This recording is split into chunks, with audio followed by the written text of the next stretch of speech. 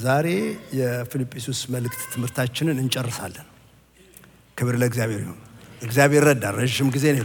ዛሬ 18ኛው እሁድ ነው። እግዚአብሔር አምላክ የተመሰገነ ይሁን። የቃሉን ደጆች የከፈተልን ድምጹን የሚያሰማን አምላክ ስሙ የተመሰገነ ይሁን። ሀሁ እንደሚማር ተማሪ እጆቻችንን ይዞ አይኖቻችንን ከፍቶ ስለሚያስተምረን ቃሉ ለእግዚአብሔር ለአምላካችን ክብር ይሁን።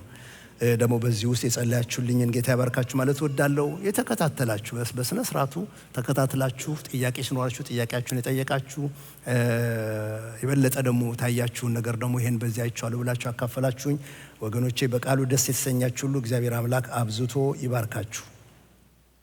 አሁን ተነስተን እንቆምና የመጨረሻውን ክፍል እናነባለን። ፊልጵስዩስ ምዕራፍ 4 ቁጥር 10 ጀምሮ ያለውን አብረን እናንብብ። ከአዲሱ መደበኛ ትርጉም ነው የማነብላችሁ። ከብዙ ጊዜ በኋላ በአዲስ መንፈስ ስለኔ ማሰብ በመጀመራችሁ በጌታ እጅግ ደስ ይለኛል።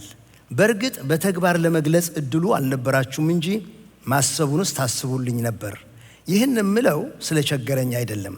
ምክንያቱም በማንኛውም ሁኔታ ውስጥ ያለኝ ይበቃኛል ማለትን ማጣትን አውቃለሁ፣ ማግኘትንም አውቃለሁ። ብጠግብም ሆነ ብራብም ባገኝም ሆነ ባጣ በማንኛውም ሆነ በየትኛውም ሁኔታ ያለኝ ይበቃኛል የማለትን ምስጢር ተምሬያለሁ። ኃይልን በሚሰጠኝ በእርሱ ሁሉን ማድረግ እችላለሁ። ሆኖም የመከራዬ ተካፋይ ስለሆናችሁ መልካም አድርጋችኋል። ከዚህም በላይ እናንተ የፊልጵስዩስ ሰዎች ራሳችሁ እንደምታውቁት በመጀመሪያ ወንጌልን በተቀበላችሁ ጊዜ ከመቄዶንያ ስነሳ ከእናንተ በቀር በመስጠትና በመቀበል የትኛውም ቤተክርስቲያን አልተባበረም። በተሰሎንቄ በነበርኩበት ጊዜ እንኳ በችግሬ ወቅት ደጋግማችሁ እርዳታ ልካችሁልኛልና ይኸውም ትርፉ ለእናንተ እየበዛ እንዲሄድ እንጂ ስጦታውን ጓጉቼ አይደለም። የሚያስፈልገኝን ሁሉ ከሚያስፈልገኝም በላይ ተቀብያለሁ። የላካችሁትንም ስጦታ ከአፍሮዲጡ እጅ ተቀብዬ ተሞልቻለሁ። ይህም መዓዛው የጣፈጠ በእግዚአብሔር ዘንድ ተቀባይነት ያለው እና ደስ የሚያሰኝ መስዋዕት ነው። አምላኬም እንደ ታላቅ ባለጠግነቱ መጠን የሚያስፈልጋችሁን ሁሉ በክርስቶስ ኢየሱስ ይሞላባችኋል። ለአምላካችንና ለአባታችን ከዘላለም እስከ ዘላለም ክብር ይሁን፣ አሜን። ለቅዱሳን ሁሉ በክርስቶስ ኢየሱስ ሰላምታ አቅርቡልኝ። ከእኔ ጋር ያሉት ወንድሞችም ሰላምታ ያቀርቡላችኋል። ቅዱሳንን ሁሉ በተለይም ከቄሳር ቤተሰብ የሆኑት ወገኖች ሰላምታ ያቀርቡላችኋል። የጌታ የኢየሱስ ክርስቶስ ጸጋ ከመንፈሳችሁ ጋር ይሁን፣ አሜን። ስባለሁኝ እንደ ጊዜያችሁ ሁኔታ እንሄዳለን ማለት ነው። ቅድም እንዳልኳችሁ አሁን የፊልጵስዩስን መልእክት የምንጨርስበት ጊዜ ደርሰናል። አንድ ሰንጠረዥ ነበረን ስንነሳ ያሳየኋችሁና ምናልባት እሱ ለመጠቅለያ ነገር ይረዳናል ብዬ አስባለሁ እና እሱን ከለቀቁልን ኦኬ። ያው ታዩታላችሁ። የፊልጵስዩስ መልእክት አጠቃላይ እይታ ብሎ ይናገራል። በስልክ ማንሳት ትችላላችሁ። የምዕራፍ 1፣ ምዕራፍ 2፣ ምዕራፍ 3፣ ምዕራፍ 4 ጉዳዮቻቸው ምን ሊሆኑ እንደሚችሉ በዝርዝር ተቀርቧል። ዋናው ፊልጵስዩስን ያየንበት እይታችን ክርስቶስ ለህብረት በሚል ስለ ህብረት ነው ፊልጵስዩስ የሚያወራው ብያችኋለሁ። እሱን ምዕራፍ 1 ላይ ጳውሎስ ከፊልጵስዩሶች ጋር ስለነበረው ነገር፣ ምዕራፍ 2 ላይ ፊልጵስዩሶች እርስ በርሳቸው፣ ምዕራፍ 3 ላይ ጳውሎስ ከኢየሱስ ጋር ያለውን ህብረት፣ ምዕራፍ 4 ላይ ጳውሎስ ድጋፍ ከሚሰጡት ከሚያግዙት ዛሬ የምንመለከተው ከነሱ ጋር ያለውን ነገር የሚመለከትበት ነው። ምዕራፎቹን እንዲሁ እናስታውስ ብለን ካልን በሱ እናስባለን ማለት ነው። ፊልጵስዩስ ምዕራፍ 3 የሚል ነገር ሰው ሲናገር ከሰማን ቶሎ በሐሳባችን እንዲመጣ የሚያስፈልገው ጳውሎስ ይህን እንዳውቅ ብሎ የክርስቶስን ኢየሱስን ትንሣኤና ኃይል እንዲለማመድ የተናገረውን ነገር እናውቃለን ማለት ነው። ስለ ጌታዬ እውቀት ስል ሁሉን ትቻለሁ ያለበትን ክፍል የምናገኘው እዛ ውስጥ ነው። በምንም አይነት የመጽሐፍ ቅዱስ መጽሐፍ ውስጥ ኢየሱስ ክርስቶስ እንዴት ነው የታየው የሚለውን ነገር መያዝ ሁሉ ጊዜ መልካም ነገር ነው። በፊልጵስዩስ መልእክት ኢየሱስ ክርስቶስ የቀረበው ለእኔ ክርስቶስ ሕይወት ነው ብሎ ያለበትን ምዕራፍ 1 ላይ እናገኛለን። ያ በእርሱ ዘንድ የነበረው ሐሳብ የሚለው መመሪያችን ምዕራፍ 2 ላይ ነው። ምዕራፍ 3 ላይ ወደ ግቤ ይፈጥናለሁ ብሎ ያለበት ያ ስፍራ በፊት ያለውን ለመያዝ ዘረጋለሁ ብሎ ያለበትን ክርስቶስ መዳረሻው ግብ ሆኖ ነው የምናገኘው። ምዕራፍ 4 ዛሬ የምንመለከተው ክፍል ውስጥ ኃይልን በሚሰጠኝ በክርስቶስ ሁሉን እችላለሁ ያለበት ክርስቶስ ኃይል ሆኖ ነው የቀረበው። እንደዚህ ዋናው ምዕራፎቹ ምን እንደሆኑ ተጠቅሰዋል። አመለካከታችን ምን መሆን አለበት፣ የኛ አቲቲዩድ ምን መሆን እንዳለበት ሲናገር ምዕራፍ 1 ላይ በማይመች ሁኔታ ውስጥ በክርስቶስ መደሰትን ደስ ይለኛል ይላል። እስር ቤት ውስጥ ተቀምጦ እኔ ደስ ይለኛል። እንደውም አንዳንድ የእሱን እስራት ለማጽናት ብለው በክፋት የሚሰሩ ሰዎችን ጠቅሶ ደስ ይለኛል ብሎ ይናገራልና ምዕራፍ 1 በክርስቶስ ስለመደሰት ነው የሚናገረው በማይመች ሁኔታ ውስጥም። ምዕራፍ 2 ላይ ሌሎችን በክርስቶስ በማገልገል መደሰት፣ እኔ ደስታዬ ሕይወቴ እንኳ እንደሚፈስ ነገር ቢፈስ ደስ ይለኛል ብሎ ይላቸዋል ለፊልጵስዩስ እነሱን በማገልገሉ ያለውን ደስታ። ምዕራፍ 3 ክርስቶስን በማወቅ ያለ ደስታ፣ እሱን አውቄ አግኝቼ የማገኘውን ደስታ ብሎ ይናገራል እዛ ቦታ ላይ። ምዕራፍ 4 ዛሬ የምንመለከተው በጌታ ኮንቴንትድ ስለመሆን፣ በጌታ ስለማረፍ፣ በጌታ ረክቶ ስለመኖር ነገር ይናገራል። የመልእክቱ ቁልፍ ጥቅስ ፊልጵስዩስ ምዕራፍ 2 ቁጥር 5 በክርስቶስ ኢየሱስ የነበረ ይህ ሐሳብ በእናንተ ዘንድ ደግሞ ይሁን የሚለው ነው። ለሰበከው ስብከት ለጻፈው መልእክት በሙሉ ምሳሌ እንዲሆኑ አጥብቆ በየደረጃው ያስቀመጠልን ጸሐፊው ጳውሎስ ኢየሱስን፣ ራሱ ጳውሎስን፣ አፍሮዲጡን እና ጢሞቴዎስን ነበር የምሳሌዎች ሞዴል አድርጎ ያቀረበልን። ይበቃናል። የዛሬው ክፍላችን እስካሁን ከመጣንበት የሚለየው እስካሁን የመጣንበት ነገር በአብዛኛው ፊልጵስዩስ ቤተክርስቲያን ውስጥ ያሉ ወገኖችን እርስ በርሳቸው ስላላቸው ህብረት፣ አንድነት፣ ስለ ወንጌል በአንድ ልብ በአንድ ሐሳብ እንዲጸኑ ምሳሌ ሁሉ እየሰጣቸው ሞዴል የሚሆኑትን እያቀረበ ነው ሲነግራቸው የቆየው። ዛሬ ግን የምንመለከተው ክፍል ውስጥ ግን በመዝጊያው ላይ እሱና እነሱ ስላላቸው ግንኙነት ነው የሚያወራውና እሱን እንመለከታለን። በተለይም ስለሰጡት ድጋፍ ሊያመሰግናቸው አፍሮዲጡ የሚባለውን መልእክተኛቸውን ልከው እሱ እስከ ሞት ድረስ እንኳ ታሞ እስከ መጨረሻው እንዴት እንዳገለገለው ምዕራፍ 2 ላይ ይናገራል። ምዕራፍ 4 ላይ ደግሞ የምንመለከተው ክፍል ውስጥ ከሱ ተቀብዬ ተሞልቼዋለሁ ብሎ ይናገራል። ስለዚህ አሁን ተወስኖ ያለው በእነሱና በእሱ መካከል ስላለው ነገር ነው የሚሆነው። የዛሬው ክፍላችን በሁለት አበይት ነገሮች ላይ ነው የሚያተኩረው። ለዚህ ነው ቅድም ሁለት መልእክት ጊዜ ሊሆን ይችል ነበር ብያልኳችሁ። አንደኛው የሚያነሳው ስለ እርካታ ነው፣ ስለ መርካት ኮንቴንትመንት። ሁለተኛው ደግሞ በልግስና ስለመኖር፣ በቸርነት ስለመኖር ይናገራል። ስለዚህ እነዚህን በእርካታና በልግስና የመኖር ምስጢር የምንመለከትበት ክፍል ይሆናል። መቼም መጽሐፍ ቅዱስ በሚለው መሰረት ረክቶ ለመኖር መጽሐፍ ቅዱስ እንደሚለው ይሄ ፌክ የሆነ እርካታ አለ፣ እሱ ሳይሆን እውነተኛው እርካታ መጽሐፍ ቅዱስ እንደሚለው አይነት እርካታ ረክቶ ለመኖርና በልግስና መጽሐፍ ቅዱስ የሚለውን አይነት የልግስና ህይወት ለመለማመድ በሰው ስጋዊ ተፈጥሮ ውስጥ የለም፣ በእኔ ውስጥ አታገኙት። ምክንያቱም ስወለድ ጀምሮ እኔ የኔ ምናምን እያልኩ ነው ያደግኩት እና ሁላችንም እንደሱ ማለት ነው ብቻ እንዳልቀር እና ሰው ሁሉ እንደሱ ነው። በቃ የእኔ ነገር ስላለብን እዚህ ሰው ተፈጥሮ ውስጥ የለም። ያንን ለማግኘት ረክተን መጽሐፍ ቅዱስ እንደሚለው በልግስና መኖር ከፈለግን የሚጀምረው ከመለወጥ ነው። በጌታ መሆን የሚጠይቅ ነገር ነው። ከዚህ በስተቀር ሁላችንም እንደዛኛው ልጅ ነን። ያ ልጅ መንገድ ላይ ቁጭ ብሎ ያለቅሳል፣ ምርር ብሎ ያለቅሳል እና ሁሉም ሰው እያዩ ያልፋሉ። አንደኛው ሰው ግን ራራለት። ምርር ብሎ ሲያለቅስ ምን ሆነህ ነው አለው። ስሙኒ ነበረችኝ ጠፋችብኝ። ፈለክ በደንብ? አዎ። ይኑ ጋር ነው የወደቀው፣ እዚህ ጋር አብሮ አፋለገው የለም። እና ልጁ ስቅስቅ ያለ ያለቅሳል። በቃ አታልቅስ ተወው እኔ እሰጥሃለሁ ብሎ ይሄ ደግ ሰው አውጥቶ ስሙኒውን ሰጠው። ሰውዬው ወደ ገበያ ነው የሚሄደው። ገበያው ሄደ፣ ለልጁ ስሙኒውን ሰጥቶት ገበያ ቆይቶ ሲመለስ ልጁ እዛ ቁጭ ብሎ ያለቅሳል። ምን ሆነ ነው ደግሞ አሁን ብሎ ቢለው ባይጠፋ ኖሮ 50 ሳንቲም ይሆን ነበር ብሎ ነው የሚያለቅሰው። ይሄ በቃ በሰው ተፈጥሮ ውስጥ ያለ ነገር ነው። ሰው አይረካም በቃኝ ስለማይል ማለት ነው። ሁል ጊዜ ያኛው ይበልጣል የሚል ስሜት ሰው ውስጥ ስላለ ልክ ፈረንጆቹ እንደሚሉት the other side is greener እንደሚሉት ሁል ጊዜ ያኛው በቃ ሌኑም እንኳን ሌን እየነዳን እኮ ይሄኛው ሌን ሽው ያለ ነው የሚመስለን እና ቶሎ ወደዚህ እንዞራለን። ደግሞ እዚህ ስንመጣ ይሄኛው ሽው ያለ ይመስለናል። በቃ ያኛው ሁሉ ጊዜ የተሻለ ነው የሚመስለው። በሰው ተፈጥሮ ውስጥ ያለ ነገር ነው።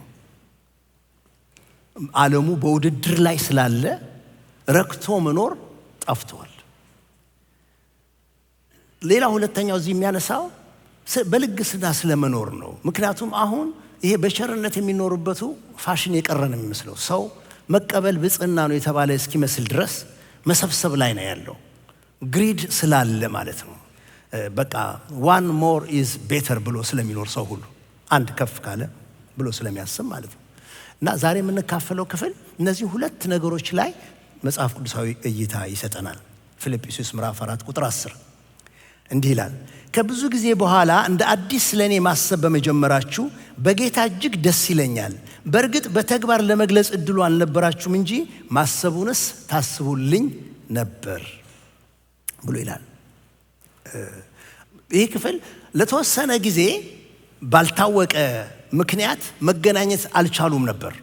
ምክንያቱም ይሄ ደብዳቤ ሲጻፍ መጀመሪያ ላይ ሳነሳ እንደነገርኳችሁ ወደ 10 ዓመት ቆይቶ ነው የደብዳቤውን የላከላቸው። ከመሰረታት በኋላ እሱ ወደ ሌሎች ቦታ ሊያገለግል ከሄደ በኋላ ከ10 ዓመት በኋላ ነው ይሄን ደብዳቤ የሚጽፍላቸው። ከ10 ዓመት በኋላ ሲጽፍላቸው የሚላቸው ነገር ምንድነው? ከብዙ ጊዜ በኋላ ይላል እና ከብዙ ጊዜ በኋላ አሁን እንደ አዲስ ለኔ ማሰብ በመጀመራችሁ በጌታ እጅግ ደስ ይለኛል። በእርግጥ በተግባር ለመግለጽ እድሉ አልነበራችሁም እንጂ ማሰቡን ታስቡልኝ ነበር ብሎ ይናገራል። ለካ በመሃል ባልታወቀ ምክንያት ግንኙነት ማድረግ አልቻሉም። ወይ መገመት እንችላለን ጳውሎስ የነበረበት የእስር ቤት የውጣ ውረድ የመንገዱ ነገር አክሰስ አልሰጣቸውም፣ ኢንአክሰሰብል ነበር ማለት ነው። መገናኘት አልቻሉም። ወይም ደግሞ ሁለተኛ ቆሮንቶስ ምዕራፍ 8 ላይ እንደምናገኘው የድህነታቸው ጥልቅነት እንደሚለው በዛን ጊዜ በጣም በድህነት ያለፉበት ጊዜ ነበር ማለት ነው። በሆነ ምክንያቱ ግን ተለያይተዋል። አሁን ጳውሎስ ሲናገር ኖ እናንተ እድሉን አላገኛችሁም እንዴ ወገኖቼ፣ እድል ነው። እድሉን አላገኛችሁም፣ ጊዜው አልገጠመላችሁም፣ ሁኔታው አልገጠመላችሁም፣ እድሉን አላገኛችሁም እንጂ እንደምታስቡልኝ አውቃለሁ። አሁን ከብዙ ጊዜ በኋላ ስለኔ ማሰብ በመጀመራችሁ እጅግ ደስተኛ ነኝ፣ በጌታ ደስ ብሎኛል። እንደውም እጅግ የላቀ ደስታውን የሚገልጠው እንደ አዲስ ስለኔ ማሰብ በመጀመራችሁ በተግባር ለመግለጽ እድሉን ስላገኛችሁ ምዕራፍ 4 ቁጥር 18 ላይ የሚያስፈልገኝን ሁሉ ከሚያስፈልገኝም በላይ ተቀብያለሁ፣ የላካችሁትን ስጦታ ከአፍሮዲጡ እጅ ተቀብዬ ተሞልቻለሁ ብሎ እንደዚህ በመሳሰሉ ቃላቶች መደሰቱን ይነግራቸዋል። ጌታን አመሰግናለሁ፣ በጌታ ደስ ይለኛል፣ ስለ እናንተ ደስ ይለኛል ብሎ ይናገራል። እንደው እዚህ ጋር ትንሽ ብቆም ደስ ይለኛል። የሌላውን ሰው ጉድለት አይተን ለመሙላት ማሰብ ይጠይቃል። ትና የታለች? ወንድማችን የታለ? ምን ላይ ነው ያለው? ማሰብ ይጠይቃል። ከማሰብ ነው የሚጀምረው። እድሉን ደግሞ እግዚአብሔር ከሰጠ በኋላ እንገባበታለን። እድሉ ያለን ነገር ነው፣ ጊዜው ነው፣ አሁን ነው። በሚፈለግበት ሰዓት እድሉን ከሰጠን መጠቀም በጣም ይጠይቃል። ጳውሎስ ተደስቶ ብቻ ሳይሆን ያበቃው አመሰገነ፣ ደስታውን ተናገረ። አንዳንድ ጊዜ ሰው መልካም ነገር አድርጎልን ያላሰብነው ሰው ሊሆን ይችላል፣ ወይም አጠገባችን ያለ ሰው ሊሆን ይችላል። እግዚአብሔርን ቸርነት አድርጎልን ለማመስገን ይተናነቀናል። አሁን ይሄን ነገር ትልቅ አድርጌ ባመሰግነው ለካ ይፈልግ ነበር ማለት ነው ይለኛል ብለን እናስባለን። አይ ደግሞ የሸነገልኩት ይመስለው እንዴ ብለን ደግሞ እናስባለን። ምን ነው ከዚህ ሁሉ ዝም ብልስ ብለን ሰውየውን ምንም ሳንለው እንሄዳለን። ጳውሎስ ጋር ግን እንደሱ አይደለም። ጳውሎስ ምዕራፍ 1 ቁጥር 3-8 ሄዳችሁ እዩት። እናንተን ባሰብኩ ቁጥር አምላኬን አመሰግናለሁ፣ ሁልጊዜ ስለ ሁላችሁ ጸልይ፣ በደስታ ጸልያለሁ። ሆይ ከመጀመሪያው ቀን አንስቶ እስካሁን ድረስ በወንጌል አገልግሎት ተካፋዮች ሆናችኋልና እያለ ይናገራል። ወገኖቹ የሁለትዮሽ አይደለም፣ የኔና የሰጪው ጉዳይ አይደለም፣ ወይም ደግሞ እኔ ኮንኩ ሰጪው የኔና የተቀባዩ ጉዳይ አይደለም። በመካከሉ ጌታ አለ። ለሶስትዮሽ ነው፣ ትራያንግልድ ነው። ጌታ አለ በመካከሉ። ተቀባዩ እኔ ልሆን እችላለሁ፣ ወይም ሰጪው እኔ ልሆን እችላለሁ። ተቀባዩ እህቴ ወንድሜ ልትሆን ትችላለች። ሁለታችን ብቻ አይደለንም፣ ጌታ አለ። ጳውሎስ እንደዚህ አድርጎ ስለሚያየው በጌታ ደስ ይለኛል ይላል። እናንተን ባሰብኩ ቁጥር አምላኬን አመሰግናለሁ ይላል። ስለ እናንተ ሁል ጊዜ ማሰቤ ተገቢ ነው ይላል። የተጠቀምንበትን ሰው እያየ ነው። ጌታ እኮ ነው። አንተ ፖስተኛ ነህ፣ አንተ አሸንዳው ነህ፣ አንተ እንደ ጊፍት ካርዱ ነህ ልንለው አንችልም። አትበሉት። ተሰጥቶ ተቀብዬ ይህን ማድረግ ካልቻልኩኝ እንዴት ነው ባልተቀበልኩ ጊዜ ረክቼ የምኖረው? እኮ ኃይለኛ ጥያቄ ነው። እግዚአብሔር ቸርነቱን ልኮልኝ ተቀብዬ ተደስቻለሁ ጌታ ይባርክ ብዬ ማለት ካቃተኝ በሌለኝ ጊዜ እንዴት ነው ረክቼ እግዚአብሔር ይመስገን እምለው? እግዚአብሔር ይርዳን። እና ጳውሎስ ቁጥር 10 ላይ ይሄን ብዬ ልለፈው። ቁጥር 10 ነገር ግን አሁን ከጊዜ በኋላ ስለ እኔ እንደገና ልታስቡ ስለጀመራችሁ በጌታ እጅግ ደስ ይለኛል። ጊዜ አጣችሁ እንጂ ማሰብ ታስቡ ነበር ይላል። ከዛ አሁን አንድ ሐሳብ ከዚህ በኋላ የምትሰሙኝን ወይም ይሄን መልእክት ታነቡ እንዲህ ነው ዘዴው፣ እንደዚህ ነው። ሐሳቡን ይናገርና ያንን የተናገረው ነገር ኳሊፋይ ለማድረግ የሚያመጣቸው ነገሮች አሉ። የተለያዩ ሐሳቦች አይደሉም። መጀመሪያ የጣለውን አንድ ነገር ነው ለማብራራት የሚሄደው እና እዚህ ጋር ምን ይላል? ይሄን ስለ ጉድለት አልልም። በቃ ለካ ይቸገር ነበር ብላችሁ እንዳታስቡ። እዚህ ጋር የምንማረው ለምትጽፉ ሰዎች የምንማረው ኑሮዬ ይበቃኛልን ተማር ብላችሁ ጻፉ። ከቁጥር 11 እስከ 13 እናነባለን። ይህን የምለው ስለ ቸገረኝ አይደለም፣ በጣም ቸግሮት ነበር ብለው እንዳያስቡ ነው። አልተቸገርኩም ነው የሚላቸው። ምክንያቱም በማንኛውም ሁኔታ ውስጥ ያለኝ ይበቃኛል ማለትን ማጣትን አውቃለሁ፣ ማግኘትንም አውቃለሁ። ብጠግብም ሆነ ብራብ፣ ባገኝም ሆነ ባጣ፣ በማንኛውም በየትኛውም ሁኔታ ያለኝ ይበቃኛል የማለትን ምስጢር ተምሬያለሁ። ኃይልን በሚሰጠኝ በእርሱ ሁሉን ማድረግ እችላለሁ።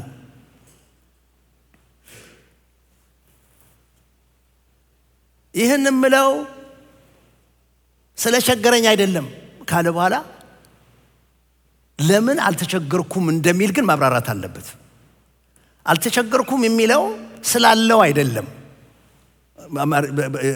ቀጥሎ የሚያብራራው ነገር እሱ ነው። ይህን የምለው ስለ ቸገረኝ አይደለም፣ አልተቸገርኩም። ምክንያቱም ያልተቸገርኩበት ምክንያት በማንኛውም ሁኔታ ውስጥ ያለኝ ይበቃኛልን ማለት ተምሬያለሁ። ወገኖች እርካታ ከሁኔታዎቻችን ጋር ያልተገናኘ ነገር ነው። እርካታን ከሁኔታዎቻችን ጋር ካገናኘ ነው የዚህ ዓለም ኑሮ መራብ አለ፣ መጠማት አለ፣ ማግኘት አለ፣ ማጣት አለ፣ መወደድ አለ፣ መጠላት አለ፣ መደመጥ አለ፣ አለመሰማት አለ። እነዚህ ነገሮች ሁሉ ናቸው ይህን ዓለም የሞሉት። ከሁኔታዎች ጋር ካገናኘ ነው እርካታ የሚባለው ነገር ጋር አንደርስም። እርካታዎቻችን ከሁኔታዎች ጋር ያልተገናኘ መሆን አለበት። አውቃለሁ እያለ የሚደጋግመውን እዩት። ተምሬያለሁ የሚለውን የሚዘረዝረውን እዩት። እነዚህ የሰዎችን ሁኔታ ስሜታቸውን የሚለዋውጡ ነገሮች ናቸው። ማግኘት ማጣቱ፣ በጤና መሆን አለመሆኑ፣ መደመጥ አለመደመጡ፣ እነዚህ ሁሉ መራብ ወይም መጥገቡ ሰዎችን ስሜታቸውን የሚቀያይሩ ነገሮች ናቸው። ጠግበሃል እንዴ ይባላሉ ሰዎች ለወጥ ስለሚሉ። የሰዎችን ስሜት ይቀይራል። በጌታ ቤት ያለው በክርስቶስ ያለን እርካታ፣ የጌታ ከሆንን በኋላ ያለን እርካታ፣ የመጽሐፍ ቅዱሱ እርካታ፣ እውነተኛው እርካታ ከሁኔታዎቻችን ጋር የተያያዙ ነገሮች አይደሉም። እንደውም የመጽሐፍ ቅዱሱ እርካታ የምንማረው ነገር ነው። ልክ እንደ ዲሲፕሊን፣ እንደ ስፖርት፣ እንደ ትምህርት እንጂ በሆነ ሰው መጥቶ እጅ ጭኖልኝ በኢየሱስ ክርስቶስም ከዚህ በኋላ የረካህ ነህ ብሎ ስላወጀልኝ አይመጣም። እርካታ የሚመጣው ራሴን ትሬን የማደርገው ነገር ነው። ጳውሎስ እዛ ትምህርት ቤት ውስጥ ሄዶ ነው በማንኛውም ሁኔታ ውስጥ ያለኝ ይበቃኛል፣ የምኖርበት ይበቃኛል ማለት ራስን ማስገዛት፣ ማሰልጠን፣ መማር የሚጠይቅ ነገር ነው። ጳውሎስ የተማረበትን መንገድ ዝርዝር ውስጥ አልገባም ስለ ጊዜ ማነስ።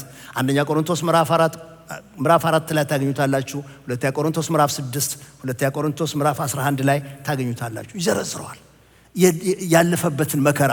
ስለ ችግር ነው የምታወሩት? እኔ እበልጣለሁ ብሎ ስንቴ መርከብ እንደተሰበረበት፣ ስንት ጊዜ በፍርሃት እንደኖረ፣ ስንት ጊዜ በረሃብ እንደኖረ፣ ስንት ጊዜ በችግር ውስጥ በስደት ውስጥ እንደኖረ፣ በብዙ ስቃይ ውስጥ እንደሄደ ይናገራል። ጉድለትን በደንብ ነው የሚያውቀው። መንከራተትን በደንብ ነው የሚያውቀው። እንደውም አንደኛው ቦታ አንደኛ ቆሮንቶስ ምዕራፍ 4 ላይ ያሳዝነኛል ይላል። እኔ እኮ እግዚአብሔር የዓለም መጫወቻ ያደረገን ይመስለኛል ሁሉ ይላል። ብዙ በቃ የመላእክቶች ሁሉ መቀለጃ የሆኑ ይመስለኛል ብሎ ይናገራል። በጣም ብዙ ነገር ነው ያለፈው። ይሄንን ኮርስ ጨርሶ ደግሞ መትረፍንም አውቃለሁ ይላል እዚሁ ጋር። እንዴ እንዳትጠራጠሩ እኔ ሙላትንም መትረፍንም የት ነው የሚያውቀው? ይህንማ የሚያውቀው ወደ ጌታ ሳይመጣ እዛ ሰፈር ሆኖ እያለ ከታወቀ ትምህርት ቤት ከታወቀ አስተማሪ እግር ስር ነው የተማረው። ሰው ሁሉ ወንበር የሚለቅለት ሰው ነበር። ሰናሃድር የሚባሉ ትልቅ ሸንጎ ውስጥ ነበር። ብዙ ደቀ መዝሙሮች የነበሩት ሰው ነበረ። ሰዎችን ለማሰርም ለመፍታትም ስልጣን ተቀብሎ ወዲያ ወዲህ የሚል ሰው ነበረ። ያውቀዋል። የከፍታን ጥግ የሚያውቅ ሰው ነው። ብዙ ነገር የነበረው ሰው ነው። አውቃለሁ፣ ሁለቱንም አውቃለሁ። ግን የጳውሎስ እርካታ በእነዚህ ውስጥ እግዚአብሔርን እየተማረ ክርስቶስን እየተማረ በዚህ ውስጥ ከእግዚአብሔር ጋር ያለውን ኑሮ እየለመደ እየተማረ የሚሄደው ነገር ነው። መክብብ ምዕራፍ 5 ቁጥር 10 ላይ እንደዚህ ይላል፣ ገንዘብን የሚወድ ገንዘብ አይበቃውም፣ ብልጽግናን የሚወድ በትርፉ አይረካም፣ ይህም ከንቱ ነው። በፍጹም በቃ ብልጽግናን የሚፈልግ ሰው አይረካም። ቢያገኘው ቢያተርፍ እንኳ ትርፉም አያረካውም ሌላ ስለሚፈልግ። እና ታዲያ እንዴት ነው ታዲያ እርካታ የምንማረው ነገር ከሆነ የት ነው የምንማረው? እንዴት ነው የምንማረው? እርካታንማ የምንማረው ትኩረታችንን በክርስቶስ ላይ ስናደርግ ነው። ከእርሱ ጋር ባለን ህብረት ስናደርግ ነው። አሁን ሁላችሁም ይህን ጥቅስ ይዩት። ፊልጵስዩስ ምዕራፍ 4 ቁጥር 13 ኃይልን በሚሰጠኝ በእርሱ ሁሉም ማድረግ እችላለሁ። እስኪ ድገሙት አንድ ጊዜ። ኃይልን በሚሰጠኝ በክርስቶስ። በጣም የተወደደ ጥቅስ ነው። ሁላችንም እናውቀው ጥቅስ ነው በጣም። አሁን ጳውሎስ የጠቀሰበትን ነገር ግን በጣም በታማኝነት ለቃሉ ታማኝ ሆነን መፍታት ይኖርብናል። ጳውሎስ እዚህ ጋር የጠቀሰው ወደፊት ገና ስለሚሳካለት ነገር ዘራፍ እያለ አይደለም። ጳውሎስ እዚህ ጋር ይሄን ጥቅስ የጠቀሰው ቁጥር 11 እና 12 ላይ ከተናገረው ጋር አያይዞ ነው። ምኑን ነው የሚችለው? የሚችለውንማ ቁጥር 11 እና 12 ላይ እንደተናገረው ቁጥር 12 ማጣትን አውቃለሁ፣ ማግኘትን አውቃለሁ፣ ብጠግብም ሆነ ብራብ፣ ባገኝም ሆነ ባጣ፣ በማንኛውም ሆነ በየትኛውም ሁኔታ ብሎ አለ ውስጥ ነው። እዛ ውስጥ ነው ኃይልን በሚሰጠኝ በክርስቶስ ሁሉን እችላለሁ ያለው። ምክንያቱም እዛ ጋር ነው እርካታው ያለው፣ ነገሮቹ ጋር ሳይሆን በእነዚህ ነገሮች ውስጥ ክርስቶስ ፎከስ ሆኖ ክርስቶስ ግቡ ሆኖ ክርስቶስን እየፈለገ በሚኖረው ኑሮ ውስጥ ከሱ ጋር ተጣብቆ በጌታ ሆኖ በሚኖረው ኑሮ ውስጥ ከጌታ ጋር ባለው ነገር ነው እርካታው ያለው። ታውቃላችሁ እርካታ የግሪኮች የፍልስፍና ቃል ነው። በግሪኮቹ እርካታ ሰልፍ ሰፊሸንሲ ነው ማለት ሰው በራሱ ሲበቃ ራስን ቻል እንደምትሉት ሰውየው ሰው ራሱን ሲችል በግሪኮቹ ማለት ምንም ካንተም ካንቺም አይፈልግም ከሁኔታውም አይፈልግም ምንም ነገር ቢደርስበት ንቅንቅ የማይል በራሱ ጥንቅቅ ብቅት ያለ አይነት ሆኖ በራሱ የቆመ ሰው እሱ የግሪኮቹ እርካታ ነው። የጳውሎስ እርካታ እንደሱ አይደለም። የመጽሐፍ ቅዱስ እርካታ ግን እንደሱ አይደለም። የኛ እርካታ በክርስቶስ ነው። ስለዚህ ነው የሚለው በኃይልን በሚሰጠኝ በክርስቶስ ሁሉን እችላለሁ። ረክቼ አርፌ እፎይ ብዬ ኑሮ ይበቃኛል ብዬ የምኖረው በክርስቶስ ባለኝ ህይወት ከክርስቶስ ጋር ባለኝ ዝምድና በእርሱ ባለኝ ህይወት ነው ተጠናቀቀ የምኖረው። ሁለተኛ ቆሮንቶስ ምዕራፍ 9 ቁጥር 8 እስከ 9 ላይ ያለ አንድ ቃል አለ።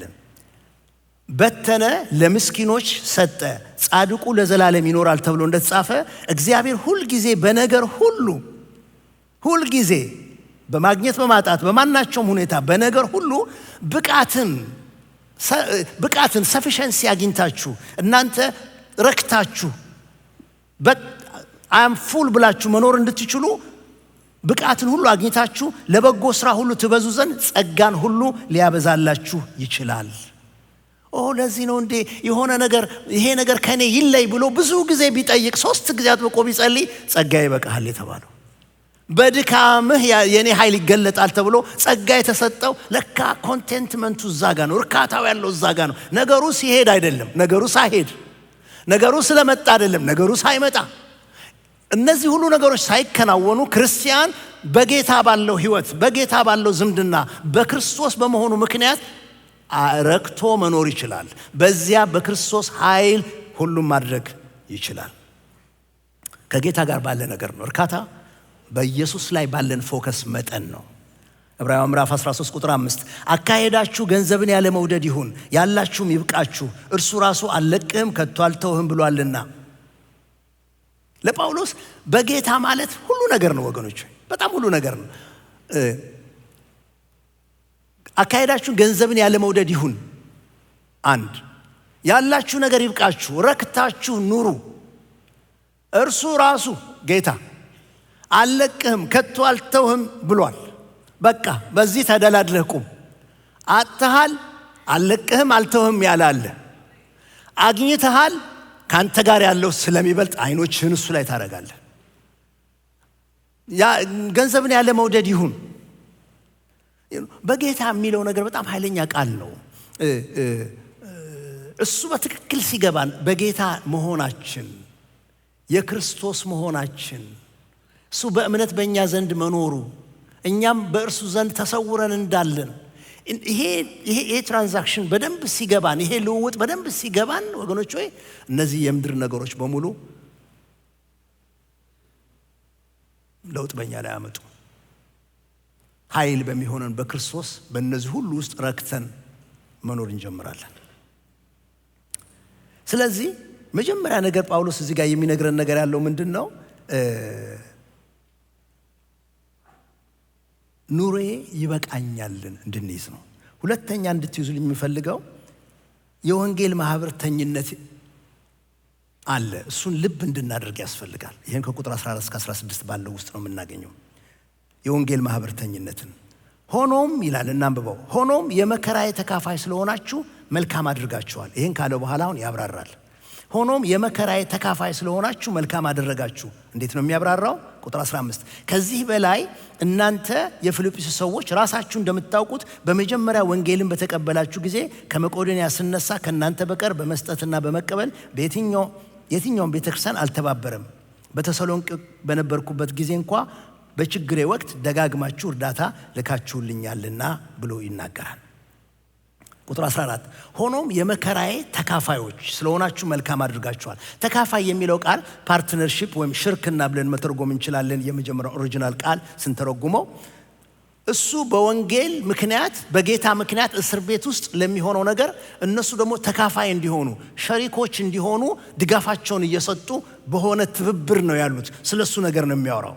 እኔ ባለሁበት በዚህ ነገር እናንተ ከኔ ጋር ተካፋዮች፣ ተባባሪዎች፣ ሸሪኮች ሆናችሁ አብረነን ያለ ነው። በተሰሎንቄ እንኳ ሳለሁ አንድ ጊዜ ሁለት ጊዜ የሚያስፈልገኝን ነገር ሰዳችሁልኝ ነበር። ይገርማችኋል። ይሄ የወንጌል ማህበርተኛነቱ በጣም አስፈላጊ ነገር ነው። በዚህ ምድር ስንኖር እግዚአብሔር በሰጠን ገንዘብ፣ ሀብት፣ ዕውቀት፣ ጉልበት በማናቸውም ነገር ይህንን ነገር ወስደን ማህበርተኛ ልንሆን የምንችልበት እድል አለን። የወንጌል እድል አለ። እሱን ነው እዚህ ጋር የሚያወራው። በየሳምንቱ በየወሩ በአመት ልዩ ስጦታ ለቤተ ክርስቲያን ስናቀርብ ሸሪኮች እየሆንን ነው፣ እየተካፈልን ነው። የሚሄዱ ስላሉ፣ ወንጌል የሚሰብኩ ስላሉ፣ የሚሰራ ስራ ስላለ በገንዘብ ድጋፍና በወንጌል አገልግሎት መካከል የማይነጣጠል ግንኙነት እንዳለ እንድናስተውል እግዚአብሔር ይርዳን። እንደውም ይሄ የዓመቱ መጨረሻ ስለሆነ ምን ያህል ተባባሪ ሆኜበታለሁ፣ ምን ያህል ሸሪክ ሆኜበታለሁ፣ ምን ያህል ፓርትነር ሆኛለሁ ብለን ልናስብ ይገባናል። ዓመቱ እያለቀ ስለሆነ ማለት ነው። አሁን ባናስብ አንክልሳም ያሳስበናል። ዓመቱ ሲያልቅ ጃንዋሪ ላይ ወረቀቶቻችንን ፈልገን ታክስ ለመሙላት ሂሳባችን ማሰባችን አይቀርም።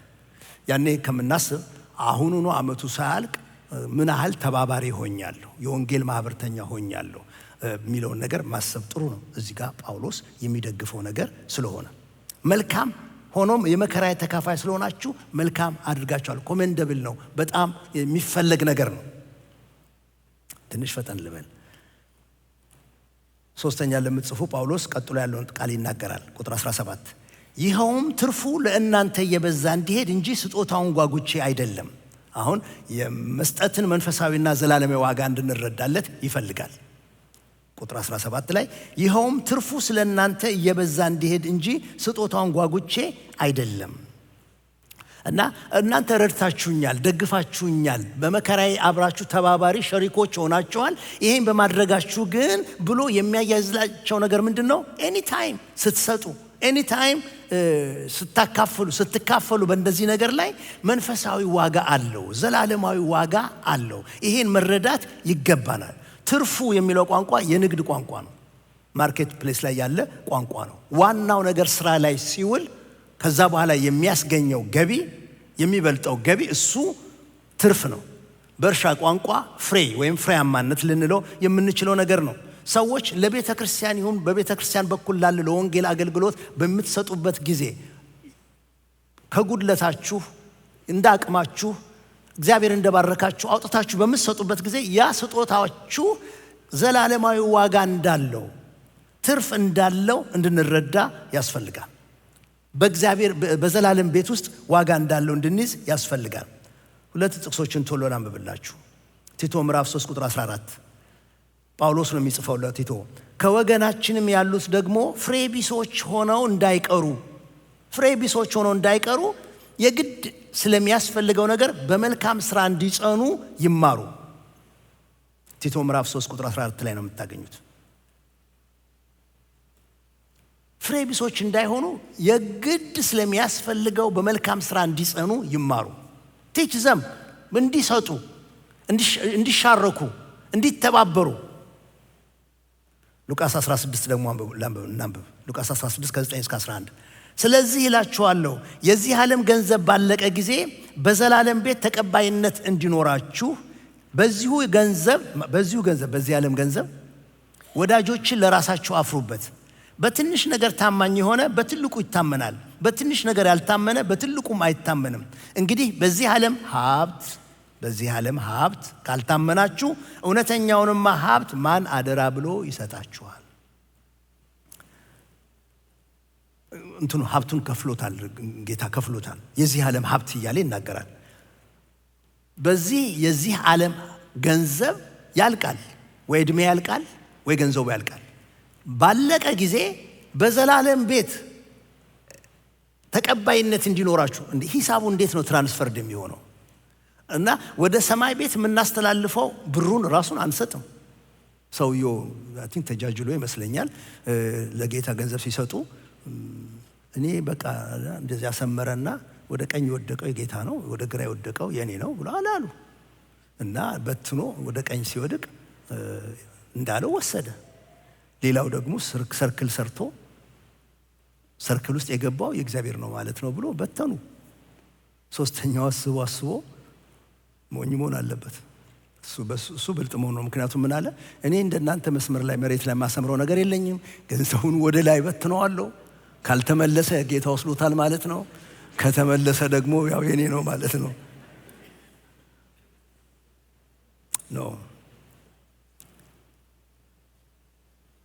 ወደ ሰማይ ቤት ገንዘብ የምናስተላልፍበት መንገድ እየወረወርንም አይደለም። ሰማይ ቤት ገንዘብ የሚላከው ስንሻረክ ከወንጌል ስራ ጋር፣ ከቤተ ክርስቲያን አገልግሎት ጋር፣ ከተቸገሩ ሰዎች ጋር በድህነት በችግራቸው ጊዜ ስንረዳዳ፣ እንደነዚህ ባሉ መልካም ስራዎች በምናደርግበት ጊዜ ገንዘቡን ወደ ላይ ቤት እያስተላልፍ ነው። በዘላለም ቤት ተቀባይነት እንዲኖራችሁ ይላል። በዚህ ገንዘብ ወዳጆችን ለራሳችሁ አፍሩበት። በትንሽ ነገር ታማኝ የሆነ በትልቁ ይታመናል ማለት በትንሹ ገንዘብ ታማኝ ሆኜ አድሚኒስተር ሳደርገው ያለን ብር ከተወለድኩ ጀምሮ ነው ያገኘሁት ብር ቢቆጠር ሚሊዮነር አልሆንም እንዴ? ይሄዳል፣ ክፋቱ ይወጣል እንጂ ብንደምረው ሁላችንም እኮ ብዙ ብር ነው በእጃችን ያለፈው። እንደዛ ያለፉት ብሮች በሙሉ በእነሱ ሰማይ ቤት ቢተሳሰቡኝ፣ እሺ በሚጠፋ በዚህ ትንሽ ብር በእነሱ አይን በጣም ትንሽ ነው፣ ለእኔ ብዙ ነው። ትንሽ ብር ምን ያህል ታማኝ ሆነሃል ብለው በዚያ ልክ ነው ደግሞ ሌላውን ደግሞ ከበረውን ነገር የምንሰጥ ቢሉ ከባድ ነው። በትንሽ የታመነ በብዙ ነገር በትንሽ ነገር ታማኝ የሆነ በትልቁም ይታመናል፣ በትንሽ ነገር ያልታመነ በትልቁም አይታመንም። እንግዲህ በዚህ ዓለም ሀብት ካልታመናችሁ እውነተኛውንማ ሀብት ማን አደራ ይሰጣችኋል? ከአንድ ፈረንጅ ፓስተር ነው። ቸርች ውስጥ ያለ አንድ ሜምበሩ ከከተማ ውጪ ነው የሚኖረው እና በየጊዜው ስለሚወደው ቸርቹን ስለሚወድ ይመጣል። ድራይቭ እያደረገ ነው የሚመጣው በየጊዜው እና ርቀት ስላለው ሄዶ አያውቅም። ፓስተሩ ሲገናኙ እዚሁ ከተማ ውስጥ ነው የሚገናኙት። ይቀጣጠራሉ፣ ከተማ ውስጥ ይገናኛሉ። አንድ ቀን ግን በቃ ለምን አላሳየህም? እኔ እዛ ያለኝን ራንቹንም ታየዋለህ፣ የእርሻ ቦታውንም አሳይሃለሁ፣ እንሄዳለሁ። በቀጠሮ ሄዱ እና እንትኑ ስፋቱን ሊያሳየው ፈልጎ ከፍ ያለ ቦታ ላይ ወስዶ አወጣ። ቆሞና ወደዚህ ታየዋለህ፣ እዛ ድረስ የኔ ነው። ዙር አለው፣ አዙር። ወደዚህ ታየዋለህ፣ እዛ ዛፉ ጋር እሱ ድረስ የኔ ነው። ወደዚህ ደግሞ ወረድ ብሏል፣ ጎርጎድ ብሏል፣ አይታይህም እንጂ ዘልቆ ታች ድረስ የኔ ነው። ወደዚህም እንደዚሁ አለው። አሁን ሳልነግራችሁ ገምታችኋል። ሰውየው እንደዚህ ብሎ ሲጨርስ ፓስተሩ እዛስ ድረስ አለህ አለው። ይሄ ትልቅ ነገር ነው። ይሄ ትልቅ ነገር ነው። እዛ ድረስ አለ ሆይ እንወቅ። ምን ጊዜም በቸርነት ስናረግ፣ በልግስና ስናረግ፣ ስንሰጥ፣ ለእግዚአብሔር ስራ፣ ለቤተ ክርስቲያን፣ ለወንጌል አገልግሎት በምናደርገው ነገር ወገኖች ሆይ ዘላለማዊነት ዋጋ ያለው ነገር ነው። መንፈሳዊ ነገር ነው። አራተኛ በመስዋዕትነት በመስጠት እግዚአብሔርን ደስ አሰኘው ብላችሁ መጻፍ ትችላላችሁ። ቁጥር 18 ላይ ነው ይሄ ያለው። ቅድም እንዳልኳችሁ ቁጥር 18 ላይ ይናገርና ያብራራዋል። ቁጥር 18 የሚያስፈልገኝን ሁሉ ከሚያስፈልገኝም በላይ ተቀብያለሁ፣ የላካችሁትንም ስጦታ ከአፍሪዲጡ እጅ ተቀብዬ ተሞልቻለሁ። ይህም መዓዛው የጣፈጠ በእግዚአብሔር ዘንድ ተቀባይነት ያለውና ደስ የሚያሰኝ መስዋዕት ነው። በእግዚአብሔር ዘንድ ተቀባይነት ያለውና ደስ የሚያሰኝ መስዋዕት ነው። ቅድም በንግድ ቋንቋ ትርፉ ብሎ ካስረዳ በኋላ ትርፉ ለእናንተ አካውንት ክሬዲትድ እንዲሆነ የነገርኳችሁ ብሎ ያለውን ነገር አሁን ደግሞ እዚህ ጋር መጥቶ በቤተ መቅደስ ስርዓት በሚገባቸው በቤተ መቅደስ ስርዓት ያስረዳቸዋል። በቤተ መቅደስ ውስጥ መስዋዕት ይደረጋል። ያ መስዋዕት ደስ የሚያሰኝ እንዲሆን፣ ጣፋጭ እንዲሆን በብዙ ነገር ይቀመማል። በዚያ ነው የሚያስረዳቸው። መዓዛው የጣፈጠ በእግዚአብሔር ዘንድ ተቀባይነት ያለውና ደስ የሚያሰኝ መስዋዕት ተቀብዬ ተሞልቼዋለሁ። ተሞልቼዋለሁ ማለት ምንም የጎደለ ነገር የለም። ልክ ደረሰኝ እያቀረበ ይኸው ልደረሰኙ ብሎ እንደሚል ሰው ጳውሎስ እርግጠኛ ሆኖ ከአፍሮዲጡ እጅ ተቀብዬ ሄሪጎ ተቀብዬዋለሁ፣ ተሞልቻለሁ፣ ይኸውላችሁ ብሎ ይላል። መዓዛው የጣፈጠ ነው። ምንድነው ገንዘብ እንደውም የብር ሽታ መጥፎ ነው። ኢትዮጵያ ስትሄዱ ነው እሱን የምታውቁት። በጣም እንትን ይላል፣ ላስቲክ ውስጥ ሲገባ መጥፎ ጠረን አለው። እና ግን ጳውሎስ ያደረጋችሁልኝ ነገር መዓዛውን የጣፈጠ ነው የሚልበት ምንድን ነው? ልክ በዕጣን መቅደስ ውስጥ ዕጣን ኖሮ ዕጣኑ መልካም ሽታ እንደሚያመጣ የሰራችሁት ስራ፣ ልግስናችሁ፣ ያደረጋችሁት በጎ ነገር እንደዚህ መልካም መዓዛ ያለው ሆኖ የጣፈጠ ሆኖ በእግዚአብሔር ፊት ተቀባይነት ያለው እንደማን መስዋዕት? እንደ አቤል መስዋዕት። እግዚአብሔር ወደ አቤልና ወደ መስዋዕቱ ተመለከተ እንደሚል ወደ ቃየል ግን አላየም እንደሚል ልክ እንደ አቤል መስዋዕት እግዚአብሔር ተቀባይነት ያለው እግዚአብሔር የሚቀበለው መስዋዕት ሆኖ እግዚአብሔር የሚደሰትበት ሆኖ እግዚአብሔር ደስ ይለዋል? ጥያቄ ነው፣ መልሱልኝ። ደስ ይለዋል? እግዚአብሔር ደስ ሲለው ይንቀሳቀሳል ወይስ አይንቀሳቀስም? ይንቀሳቀሳል፣ መልስ ይሰጣል። ደስ ሲለው እኮ በቤተ መቅደስ ውስጥ መስዋዕቱ ትክክል ሲደረግ እሳት ልኳል እኮ እሱ። እግዚአብሔር ደስ ሲለው እሳት ይልካል፣ መንፈሱን ይልካል፣ ጸጋውን ይሰጣል፣ ኃይሉን ይሰጣል። ሰሞኑን እንደምንጸልየው እጁን ያንቀሳቅሳል። ጳውሎስ የሚለው እንደዚህ ባለ በመስዋዕትነት በምትሰጡት እንደዚህ ያላችሁ ሳክሪፊሻሊ በምታቀርቡት ነገራችሁ እግዚአብሔርን ደስ ለማሰኘት አድርጉት። እግዚአብሔርን ደስ ማሰኘት ይቻላል። እግዚአብሔር ደስ ሲሰኝ መልስ ስለሚሰጥ ምሳሌ ልስጣችሁ። ኖህን እንውሰደው። ዘፍጥረት ምዕራፍ 8 ቁጥር 21 እስከ 22። ከዚያም ኖህ ለእግዚአብሔር መሰዊያ ሰራ። መሰዊያ ላይ ንጹህ ከሆኑት እንስሳት ሁሉ እንዲሁም ንጹህ ከሆኑት ወፎች የሚቃጠል መስዋዕት አቀረበ።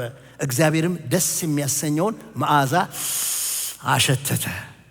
በልቡም እንዲህ አለ፣ ምንም እንኳ ሰው ገና ከልጅነቱ ጀምሮ ሐሳቡ ወደ ክፋት ያዘነበለ ቢሆንም በእርሱ ምክንያት ሁለተኛ ምድርን አልረግማትም። አሁን እንዳደረኩት ሕያዋንን ፍጥረታት ዳግመኛ አላጠፋም። ደስ አለው እግዚአብሔር። ደስ ይለዋል። እግዚአብሔር ደስ ይለዋል። የምታደርጉት ልግስና፣ የምታደርጉት ፓርትነርሺፕ፣ የምትሰጡት ስጦታ በእግዚአብሔር ፊት መንፈሳዊ ዋጋ ያለው ስለሆነ ደስ ሲለው እግዚአብሔር መልስ ይሰጣል። ራሱ ጌታ ኢየሱስን አንድ ምሳሌ እንውሰድ። ኤፌሶን ምዕራፍ 5 ቁጥር 2 እንደዚህ ይላል፣ ክርስቶስም ደግሞ እንደወደዳችሁ ለእግዚአብሔርም የመዓዛ ሽታ የሚሆን መባንና መስዋዕትን አድርጎ ስለ እናንተ ራሱን አሳልፎ እንደሰጠ በፍቅር ተመላለሱ። ማለት ክርስቶስ ምን አደረገ ነው የሚለው።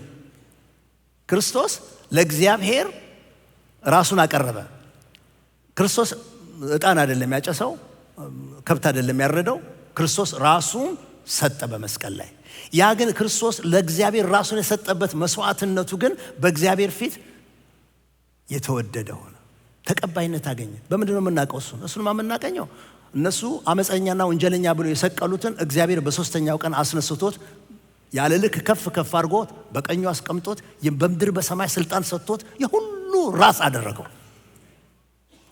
እግዚአብሔር ደስ ይለዋል። መስዋዕት ሲቀርብለት እግዚአብሔር ደስ ይለዋል። በጣም እግዚአብሔር ማመስገኛ መንገድ ነው። ቸርነት ስናረግ፣ ልግስና ስናረግ፣ ለእግዚአብሔር ቤት ስራ ስንሰጥ፣ የእግዚአብሔርን አገልጋዮች ስንደግፍ ልግስና ማድረግ ነው። መስዋዕት ነው። ዘላለማዊ ዋጋ ያለው ነገር ነው። አንድ የመጨረሻ ነገር ላቅርብ።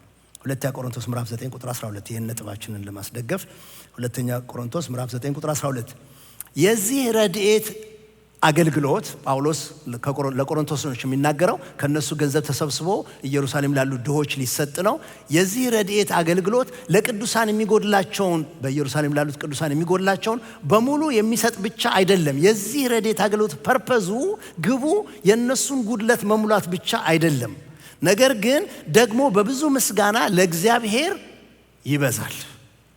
ኤቭሪ ታይም ስንሰጥ፣ ኤቭሪ ታይም ስንሻረክ፣ ኤቭሪ ታይም ስንደግፍ፣ ኤቭሪ ታይም መስዋዕትነት ያለውን ነገር ስናደርግና ስናቀርብ ይሄ ነገር ጉድለት መሙላቱ ብቻ ሳይሆን እዛ ኢትዮጵያ ውስጥ ያሉ ሚሽነሮች መደገፋቸው ብቻ ሳይሆን እግዚአብሔርን ያመሰግናሉ።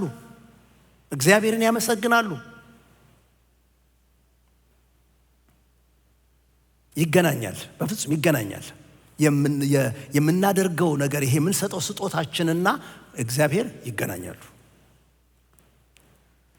እሺ እስካሁን ድረስ ያለ ነው 18 ድረስ ብቻ ነው። 19ና 20 እናንብብ።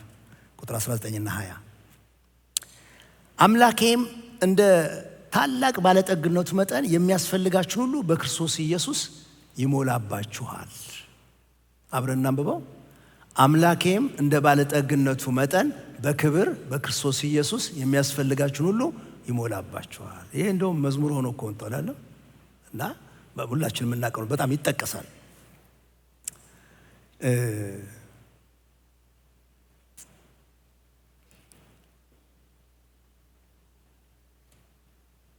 ይገርማችኋል። ይሄ የሚያወራው ስለ እምነትም ጭምር ነው።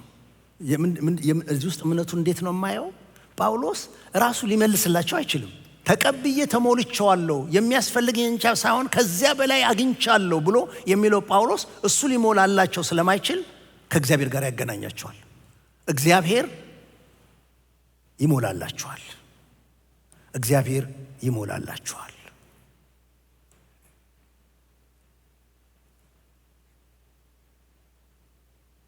ምክንያቱም ጌታ ባለጠጋ ነው። ጌታ ለሚጠሩት ሁሉ ባለጠጋ ነው። ሮሜ ምዕራፍ 10 ላይ እንደሚናገረው ጌታ ለሚጠሩት ሁሉ ባለጠጋ ነው።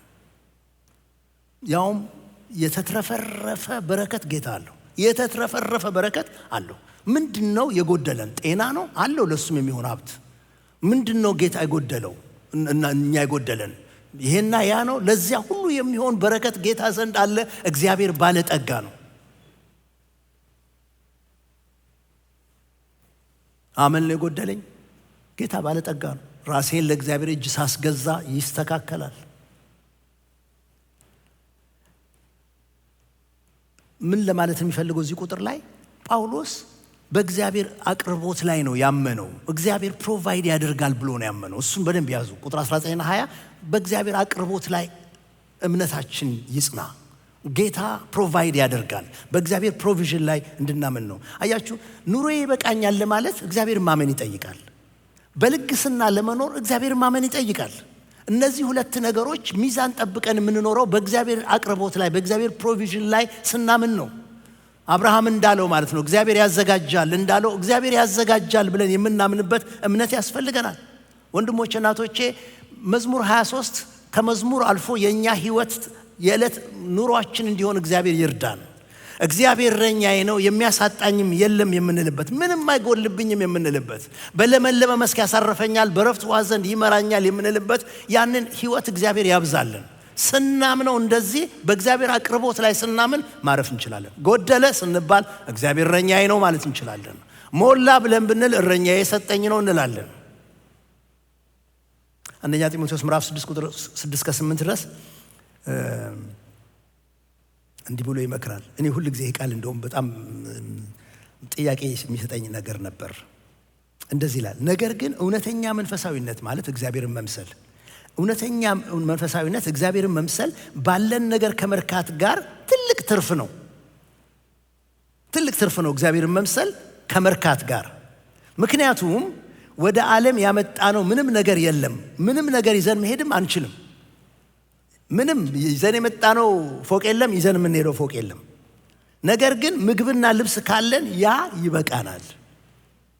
በጣም ነው በጣም ሰው ቤዚክ ነገር እና አሁን አንዳንዴ ውስጤ ይጠይቃል፣ ይሄስ የሚል ነገር አለኝ ውስጤ። ግን ወገኖች በጌታ ማስተዋል በእግዚአብሔር መንፈስ ሆነን በደንብ ስናስበው የሚያስፈልገን ጥቂት ነው። የሚያስፈልገን አንድ ነገር ነው፣ በእግዚአብሔር መርካት ነው። እሱ እርካታችን ሲሆን እነዚህ ሁሉ ነገሮች የሚመጣው ይመጣል፣ የማይመጣውም አይመጣም። እርካታችን ግን የተጠበቀ ሆኖ በምድር ላይ በሰላም መኖር እንጀምራለን። ጳውሎስ ራሱ ሊከፍላቸው ስላልቻለ እንደ ባለጠግነቱ መጠን በክብር እግዚአብሔር ይሙላላችሁ ብሎ ይናገራል። በክብር እግዚአብሔር ይሙላል፣ ግሎሪየስ በሆነ መንገድ እግዚአብሔር ይመልስላችሁ። በቃ እንደዛ ነው መበራረክ ያለብን። እግዚአብሔር አንድ ነገር አድርጎልሃል፣ በሰው በኩል በሷ በኩል በሱ በኩል ቸርነት ካደረገ የእግዚአብሔርን በጎነት ካያችሁት እግዚአብሔር ይስጥልኝ ትልቅ ምርቃት ነው። በክርስቶስ ኢየሱስ ደግሞ ይላል በጌታ ለጳውሎስ ትልቅ ተርም ነው ብያቸዋለሁ። ነገሩን ሁሉ የሚያያይዘው ከጌታ ጋር ነው። ምክንያቱም አንድያ የእግዚአብሔርን ቸርነት የምንቀምስበት መንገድ ክርስቶስ ብቻ ስለሆነ የሚያስፈልጋችሁን ብሎ ላይ የምትመኙትን ሁሉ አላለም። የፊልጵስዩስ ሰዎች የሚያስፈልጋቸው ምንድን ነው? የድህነታቸው ጥልቅነት የተባሉት እነዛ ሰዎች ምንድን ነው የሚያስፈልጋቸው? ሜቢ የሚለብሱት ነገር፣ ሜቢ የዕለት ጉርስ፣ ሜቢ ራሳቸውን የሚያስጠልሉበት ነገር፣ ቤዚክ ነገር ነው እነሱ የሚያስፈልጋቸው። ጳውሎስ እነዚህን ቤዚክ ነገራችሁን እግዚአብሔር በክብር ይሞላባችኋል። ተሞልቻለሁ እንዳለ መልሶ ደግሞ እነሱን መልሶ እናንተን ይሞላባችኋል ይላቸዋል። ጌታ እንዳለው ስጡ ይሰጣችኋል፣ በምትሰፍሩበት መስፈሪያ ልክ ይሰፈርላችኋል ብሎ እንዳለው ማለት ነው። ፊልጵስዩስ የዛሬው ክፍላችን የሚነግረን ነገር እንደሱ ነው።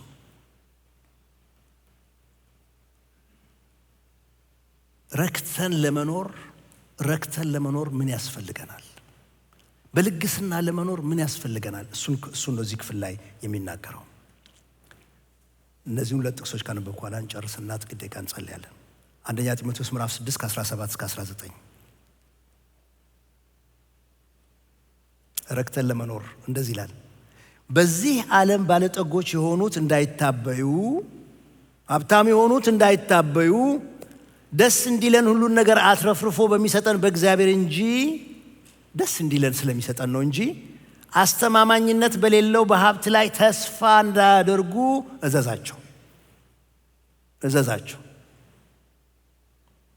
ይሄ ኮቪድ እኮ ነው። ይሄ ኮቪድ እኮ ደግሞ አስተምሮ ነው ሄደው። ኮቪድ የድሃ በሽታ ብቻ ሆኖ ቢሆን ኖሮ ይሄ ነገር አይገባኝም ነበር። ያልገባበት ቤት የት አለ?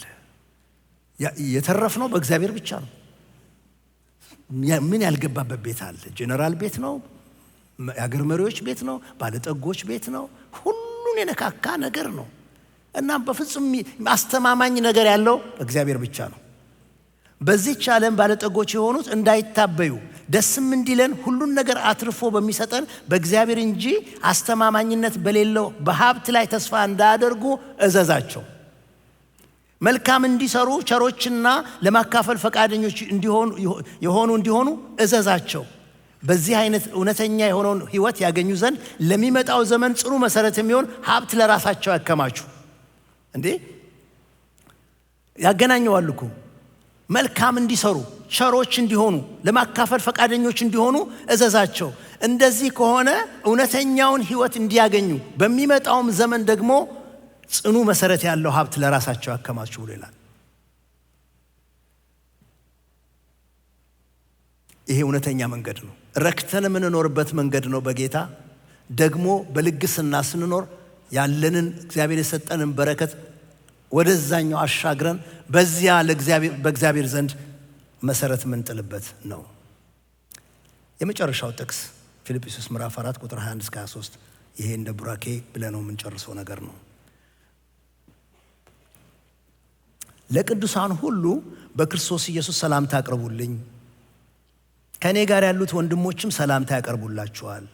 ቅዱሳን ሁሉ በተለይም ከቄሳር ቤተሰብ የሆኑት ወገኖች ሰላምታ ያቀርቡላችኋል። አይ ቲንክ ይሄ ጥቅስ ይመስለኛል። ይሄ ከማስታወቂያ በኋላ ተነስተን ሰላም እንባባል ይሄ ነው መሰለኝ። ምክንያታችን ይሄ ነው። ምክንያቱም ለጳውሎስ ሃይ ባይ አይደለም ይመስለኛል ሰላምታው። አሁን የጳውሎስ አይነት ሰላምታ ተለዋውጡ ብዬ ሁለት ወንድሞችን ብጠይቃቸው ሃይ የሚባሉ ግጭ የሚሉ አይመስለኝም። እንዴት አይነት የጳውሎስ ሰላምታ እንዴት ነው የሚሆነው? የሆነ ነገር መኖር አለበት። እንትን ያለው ስሜት ያለው ፍቅር ያለው ፊትህንም አብርተህ ስላየኸው መደሰትን የምትናገርበት በሱ ላይ መልካም ነገር የምትናገርበት ናፍቆትን የምትገልጥበት አይነት ሰላምታ ነው ጳውሎስ የሚለው። እና እንደዚህ አይነት ሰላምታ ከቄሳር ቤት ያለ ቅዱሳን ሁሉ በተለይም ከቄሳር ቤተሰብ የሆኑት ወገኖች ሰላምታ ያቀርቡላል። ከቄሳር ቤት የሚሉት እነማንን ነው? እነዚህ ሰዎች አይተናቸዋል። ምዕራፍ አንድ ላይ በወንጌል ታስሬ ያለው ብሎ ስለ መከራው ይናገርና ግን ለወንጌል ትርፍ አምጥቷል መታሰሬ፣ ምክንያቱም ከቄሳር ቤተሰቦች ወንጌል እየሰሙ ነው ብሎ ነበር ምዕራፍ 1 ላይ። አሁን ምዕራፍ 4 ላይ ሰላምታ አቅራቢዎች ሆነዋል። ጌታ የተመሰገነ ይሁን። ሰላምታ አቅራቢዎች ሆነዋል። ከቄሳር ቤት የሆኑ ሰላም ይሏቸዋል። አሁን ወንድሞች ሆነዋል፣ በክርስቶስ ሆነዋል። ዋው! ለፊልጵስዩሶች እኮ ትልቅ ደስታ ነው። ዋይ ገንዘባቸውን ሲሰጡ አይደለ የቆዩት፣ ሲደግፉ አይደለ የቆዩት፣ ነፍሳት ድነዋል እያላቸው ነው። የዳኑ ሰዎች አሉ፣ እነሱ ሰላም እያሏችሁ ነው ይላቸዋል። የጌታ ጸጋ ከእያንዳንዳችሁ ጋር ይሁን። የጌታ ጸጋ ከእያንዳንዳችሁ ጋር ይሁን። ከዛ በኋላ አሜን የምትል ቃል አለች አይደል? አሜን ብሎ እሱ እነሱም አሜን እንዲሉ ፈልጎ ነው። አሜን እንዲሉ ፈልጎ ማለት ነው። ጌታ የተመሰገነ ይሁን። ወንድሞቼ እናቶቼ፣ እግዚአብሔር ይርዳን። እንጸልይ እስቲ። ረክተን እንድንኖር እፎይ ብለን አርፈን በጌታ እንድንኖር